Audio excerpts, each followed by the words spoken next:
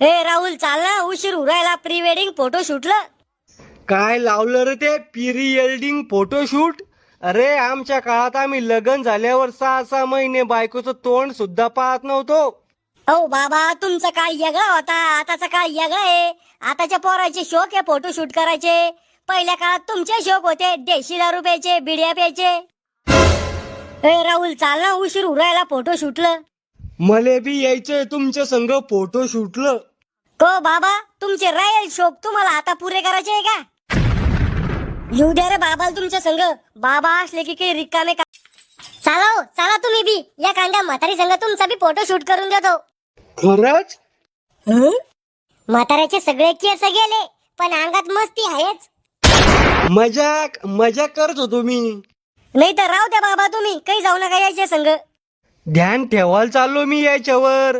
लग्नाच्या आधी काही रिकामे कामे केले तर? काही रिकामे काम करत नाही ते.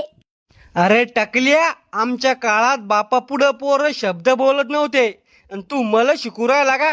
ओ बाबा, तुमच्या काळातले लोक महान होते, आताच्या काळातले लोक मादर. ए भाऊ, घर आहे, शब्द जरा सांभाळून वापरा जाय नाही तर. पण मग म्हणणं आहे, पोराय संग जायची काय गरज आहे या म्हाताऱ्याला?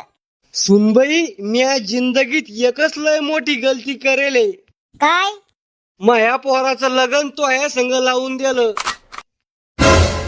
हे म्हातारा असाचे पहिल्यापासून लय आडू घेतलं यानं मले. का अभि तोंड उघडलं तर तोंडातून गु घालच बोलत.